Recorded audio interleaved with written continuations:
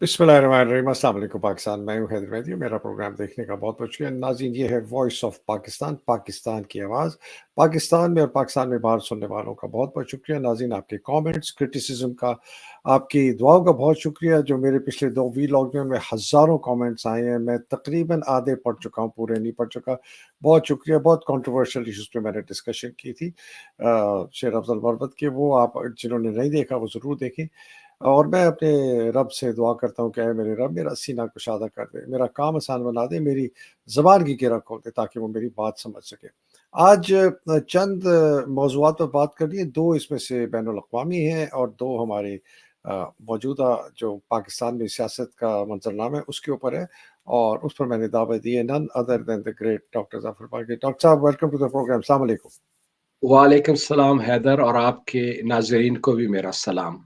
बहुत शुक्रिया सर, बड़ी मेहरबानी आपकी। आपकी तबीयत मुझे पता है नासाज़ है, अभी तक बुखार खांसी है। बहुत शुक्रिया आने का। बड़ी मेहरबानी, अल्लाह आपको शिफ़ाए कामिल अता फ़रमाए। आमीन। सर, ये 2 जो बैनुल-अक़वामी बातों से शुरू करना है आज। एक हेनरी किसिंजर जो है वफ़ात पा गया है, तो उसके मुतालिक चूँकि आपकी बहुत गहरी नज़र है अमेरिकन सियासत के ऊपर, और आपने इसके ऊपर तो ख़ैर पूरी ज़िंदगी गुज़ार दी है, और जो मुस्लिम उम्मा पर मुसीबतें ढाई गई हैं इस आदमी की वजह से, उसमें मैं आपकी एक इसकी लेगेसी के मुतालिक पूछना चाहता हूँ। और दूसरा जो बैनुल-अक़वामी का जो मौज़ू है वो है जो कि हमास और इज़राइल के दरमियान इस वक़्त तक सीज़-फायर है उसके मुताबिक। लेकिन पहले हेनरी किसिंजर, सर। जी, बिस्मिल्लाहिर्रहमानिर्रहीम। ज़ाहिर है हेनरी किसिंजर की उम्र जो है 100 साल से बढ़ गई थी, और एक न एक दिन तो इसको मरना ही था। लेकिन इसकी लेगेसी जो है बहुत ही खतरनाक लेगेसी है। ये शख्स जो है वियतनाम और कैम्बोडिया में जो कारपेट बॉम्बिंग अमेरिका ने की थी, ये उसका आर्किटेक्ट था। तबाही वगैरह मचाना इसका जो है ना एक स्पेशल अ, वो था, स्पेशलिटी थी उसकी। और दुनिया में जहाँ भी जिस ज़माने में किसिंजर जो है वो गवर्नमेंट के सर्कल्स में अ, ऑपरेट करता था, चाहे बहैसियत national security adviser to a Nixon, या फिर उसके बाद जेरल्ड फोर्ड के साथ, या और भी अमेरिकन प्रेसिडेंट्स के साथ उसका किसी न किसी लेवल पर इंटरैक्शन रहता था, और इससे वो राय मालूम करते थे। तो बहुत ही खतरनाक आदमी था, बहुत ही उसकी घटिया ज़हनियत थी। उसने गरीब अवाम को बहुत नुकसान पहुँचाया, लाखों करोड़ों की तादाद में इसने लोगों को मरवाया, और ये उसकी बेसिकली लेगेसी होगी। मुझे मालूम है कि अमेरिका में और वेस्टर्न ममालिक में उसको अ, बढ़ा-चढ़ा कर पेश किया जाएगा कि जी ये एक इंटरनेशनल स्टेट्समैन था। लेकिन इंटरनेशनल स्टेट्समैन वो नहीं था, बल्कि वो एक वॉर क्रिमिनल था। ये अफ़सोस की बात है कि उसको इन जराइम में ट्रायल पर नहीं लेके आया गया। लेकिन बहरकैफ़ उसकी जो सही लेगेसी है, उससे चश्मपोशी नहीं की जा सकती कि वो तबाही मुकम्मल तबाही का मुर्तकिब था, और लाखों करोड़ों लोगों, बेगुनाह लोगों का खून जो है उसके हाथों पर था। बिल्कुल सही फरमाया। ये लिखा है कि others have branded him as a war criminal for his support for anti communist dictatorship specially in Latin America. तो ये आदमी जो है इसके ऊपर मुझे किसी ने एक एस्टिमेटेड दिया है कि कितने लाखों लोगों की जो मौत है वो इस आदमी के फैसलों से और इसके मशवरे से हुई है। तो the world is a better place without him. क्या ख़्याल है सर आप? ओह! एब्सोल्यूटली। देखिए, उस इस शख्स ने, किसिंजर ने जिस किस्म के अपने अ, लोगों को तैयार किया, जिसमें जॉन नेग्रेपोंटे है, वो साउथ अमेरिका में डेथ स्क्वाड्स को सुपरवाइज़ करता था, और कैम्बोडिया में, वियतनाम में, लाओस में, इन सब इलाकों में इसने जो हरकतें की हैं, ये तो एब्सोल्यूट वॉर क्रिमिनल था। और ये कि उसने जो तबाही दुनिया में मचाई है, उसके नतायज अभी भी लोग भुगत रहे हैं। हालाँकि अब आहिस्ता-आहिस्ता हालात बदल रहे हैं। मसलन साउथ अमेरिका में मुख्तलिफ जो ममालिक हैं, वो आहिस्ता-आहिस्ता अमेरिका की ग़ुलामी से निकलने की कोशिश कर रहे हैं। लेकिन हम इस बात को नहीं भूल सकते कि हेनरी किसिंजर अ, इस पूरे पिछले 50-60 सालों में अ, तबाही का सबसे बड़ा अलमबरदार था और हिस्ट्री उसको इसी अ, ज़ाविये से देखेगी। इंशाल्लाह इंशाल्लाह सर, बहुत शुक्रिया सर। आगे चलते हैं। हमास और इजराइल का जो इस वक्त सीज फायर है, बड़ा टेनुअस जिसको कहते हैं, कि वो अभी तक कायम है। इसके मुतालिक आप क्या देख रहे हैं और आगे आप क्या देखते हैं कि हालात कैसे, ये जो वाक़े है ये आगे जाके ये क्या पेशरफ अख्तियार करेगा? जहाँ तक ये सीज़ फायर का ताल्लुक है, जैसे आपने फरमाया, ये एक टेन्युअस सीज़ फायर है। लेकिन जब तक हमास के पास इज़राइली प्रिज़नर्स हैं, जिसमें सिविलियंस भी हैं और अ, फ़ौजी भी हैं। तो इस वक़्त जो है, जो एग्रीमेंट है, जो कतर और इजिप्ट के थ्रू अ, फैसिलिटेट की जा रही हैं, उसमें हमास जो है 10-12 के करीब इस्राएली प्रिज़नर्स को रिलीज़ करते हैं, जो कि सिविलियंस हैं। और इस्राएल जो है फ़लस्तीनी प्रिज़नर्स को 30-40 के करीब उनको रोज़ाना रिलीज़ करते हैं। दूसरी तरफ गज़ा पट्टी में वहाँ पर जो अम, वो है फूड और बाकी चीज़ें हैं, वो मैसर की जाती है। हालाँकि उस कैपेसिटी में नहीं जिसकी ज़रूरत है, लेकिन फिर भी कुछ न कुछ रिलीफ़ कॉन्वॉयज़ वहाँ पहुँच रहे हैं। और तीसरी बात ये है कि चूँकि हमास के पास काफ़ी सारे इज़राइली प्रिज़नर्स हैं, सिविलियंस भी और मिलिट्री भी। तो अभी तक हमने देखा है कि कोई भी मिलिट्री के जो पर्सनल हैं, वो रिलीज़ नहीं हुए। उनके नेगोशिएशंस बाद में होंगी। हम्म, और एक और बात जो है, वो ये है कि चूँकि इस्राइल जो है ग्राउंड वॉर नहीं लड़ सकता हमास के साथ। इस्राइल की सुपीरियॉरिटी एयर सुपीरियॉरिटी है, जिसके जिसका तोड़ हमास के पास नहीं है। इस जंग में इस्राइल ने जब भी कोशिश की कि वो ग्राउंड इन्वेजन लॉन्च करे, तो उनको पसपाई का सामना करना पड़ा है। उनके बहुत सारे फौजी मारे गए हैं, उनके बहुत सारे टैंक्स और आर्मर्ड पर्सनल कैरियर्स तबाह-बर्बाद कर दिए गए हैं। बल्कि हमास सोर्सेज़ के मुताबिक, और ये इस्राएली मीडिया ने भी रिपोर्ट किए हैं, कि कम से कम 335 के करीब इस्राएली टैंक और आर्मर्ड पर्सनल कैरियर्स जो हैं, हमास फाइटर्स ने तबाह किए हैं। अच्छा, तो अगर इस्राइल दोबारा ग्राउंड इन्वेजन कैरी आउट करता है, तो फिर इस्राइल को हमास के आमने-सामने लड़ना पड़ेगा, जो इस्राइल की सकत नहीं है।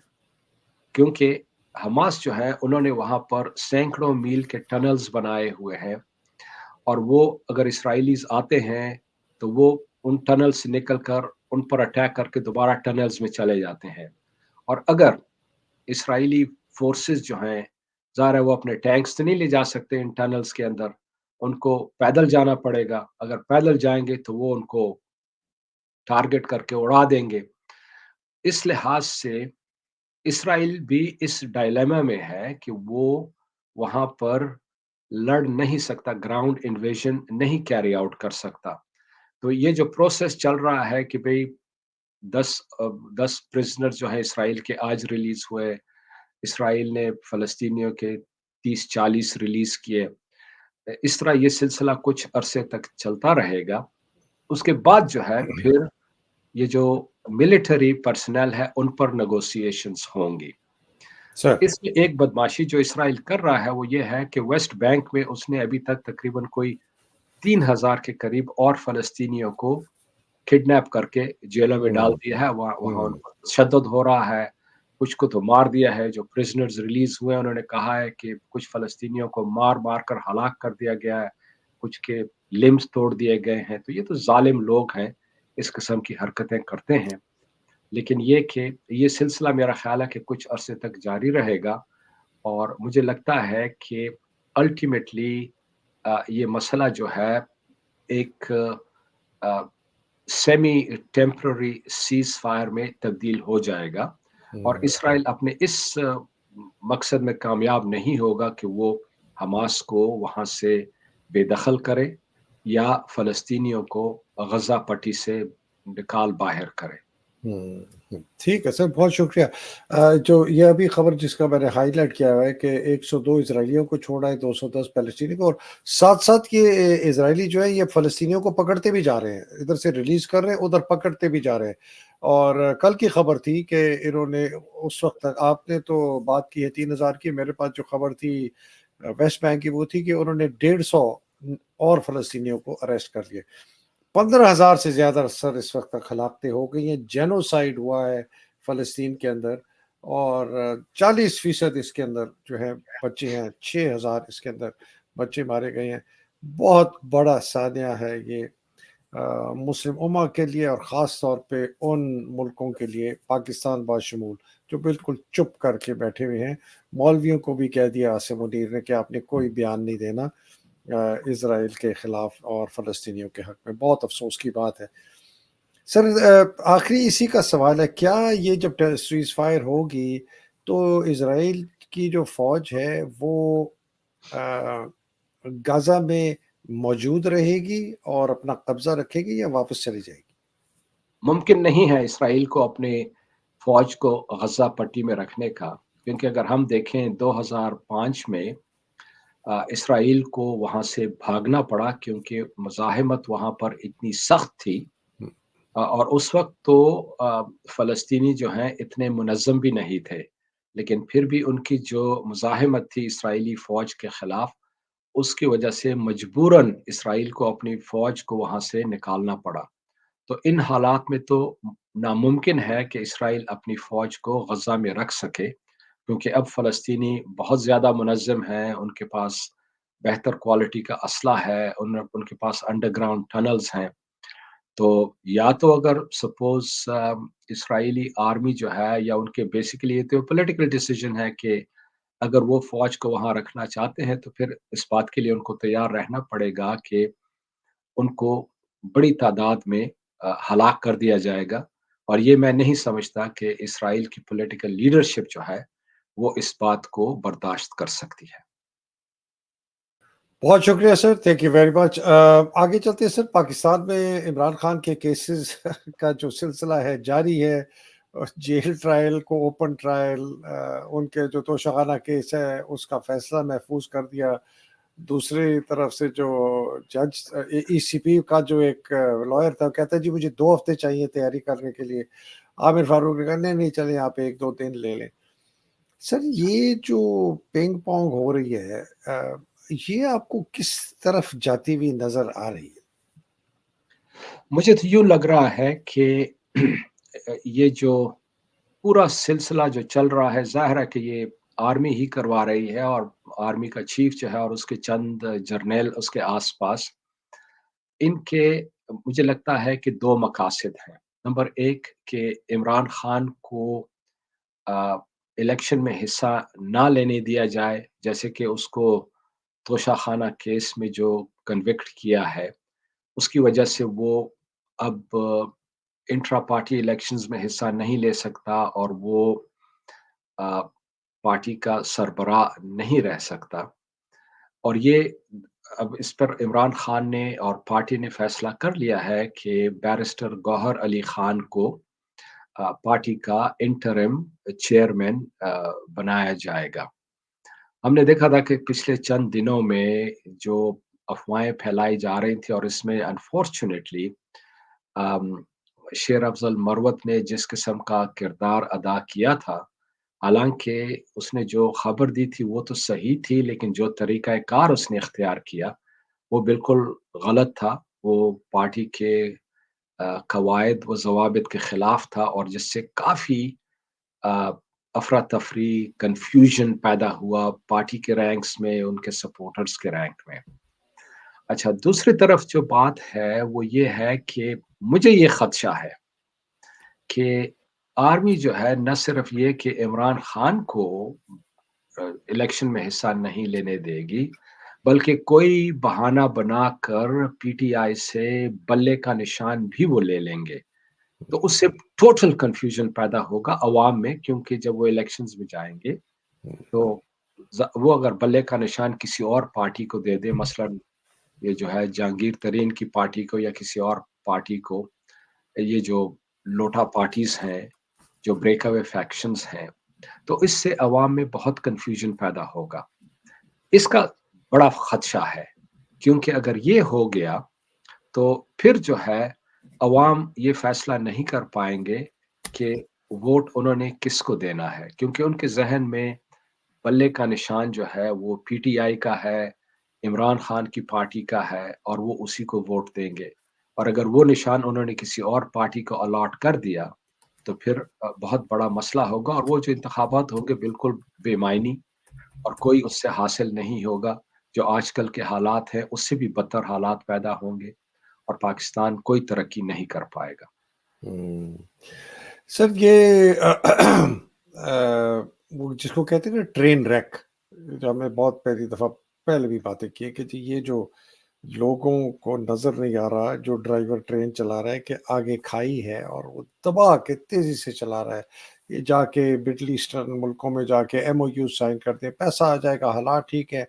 बिल्कुल फ्रॉड तरीके से ये स्टॉक एक्सचेंज को बढ़ा रहे हैं, पैसा फेंक रहे हैं, बिज़नेसमैन को कह रहे हैं खरीदो, खरीदो, खरीदो कि वो स्टॉक प्राइस ऊपर जाए। कोई बिज़नेस फंडामेंटल्स जस्टिफाई नहीं कर रहे सर कि स्टॉक मार्केट की कोई बिज़नेस फंडामेंटल जस्टिफाई नहीं कर रहे कि डॉलर को रुपये को ताकतवर होना चाहिए। ये सिर्फ़ लोगों को दिखाने के लिए ये इतना बड़ा फ्रॉड हो रहा है पाकिस्तान के साथ कि अगर अभी भी लोगों को नहीं पता चला कि ये आसिम मुनीर और इसके जर्नैल जो हैं ये क्या कर रहे हैं, तो फिर ये सर अंधे गूंगे अगर बहरे रहेंगे तो जो बेचारे अंधे गूंगे बहरे होते हैं उनके साथ वही होगा जो होना होता है। सर आखिर में मैं एक खैर नवाज शरीफ की बरियत जो है उस पर बात करना, अगर आप कोई कमेंट देना चाहते हैं, इट वाज वो कहते हैं ना it was on the cards, वो तो होनी होनी थी। उसके मुतालिक आप कुछ अपना देना चाहते हैं? पहले मैं बड़ी बात करना चाहता हूँ आपकी आपकी वसादत से। जी, बिल्कुल, बिल्कुल। देखिए, बात ये है कि नवाज़ शरीफ के खिलाफ जो केसेस थे, सुप्रीम कोर्ट ने उसको कन्विक्ट किया था एवन फील्ड अपार्टमेंट्स के मनी लॉन्ड्रिंग केस में। सर ज़ाहिर है अज़ीज़िया केस का अभी तक फैसला नहीं हुआ, लेकिन ये कि एवन फील्ड अपार्टमेंट्स के सिलसिले में उसको बरी करार दे दिया गया है।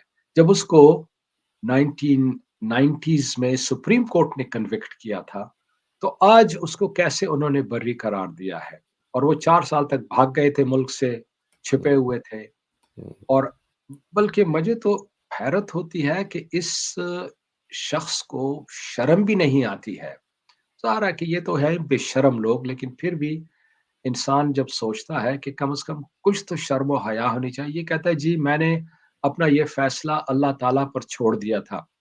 अगर उसने अपना फैसला अल्लाह ताला पर छोड़ दिया होता और ना कि आमिर फारूक और आर्मी चीफ पर, तो इस कमबख्त के तो दोनों हाथ काटने पड़ते इस्लामी कानून के मुताबिक, क्योंकि इसने जो तबाही मचा रखी, जो इतनी बड़ी चोरी की है, मुल्क का पैसा लूटा है, गरीब अवाम को उसने जो है ना इन मुश्किलात में डाला है, तो ये तो अल्लाह के कानून के मुताबिक है। तो ये जो इनका कहना कि जनाब मैंने ये अल्लाह अल्लाह पर छोड़ दिया था, अल्लाह पर नहीं, ये मुनाफिक जो हैं इन्होंने आमिर फारूक और आमिर फारूक को ऊपर से ऑर्डर्स आ रहे थे आर्मी चीफ से, क्योंकि अब जो है नवाज शरीफ इनका लाडला है, उसको उन्होंने दोबारा वज़ीर-ए-आज़म बनाना है और उससे कुछ अपने मकासद हासिल करने हैं। इस लिहाज से उसको इस पूरे सिलसिले में छूट मिली है। तो इससे पाकिस्तान कोई तरक्की नहीं कर सकता, वो सही सिमत नहीं जा सकता। इस किस्म के हरबे इस्तेमाल करने से मुल्क सिर्फ तबाही की तरफ ही जा रहा है। बिल्कुल सही sir, thank you very much, absolutely clear. Sir ये आपने एक 2011 में एक किताब लिखी थी, पावर मैनिफेस्टेशंस ऑफ द सीरा, और examining the letters and treaties of the messenger of Allah.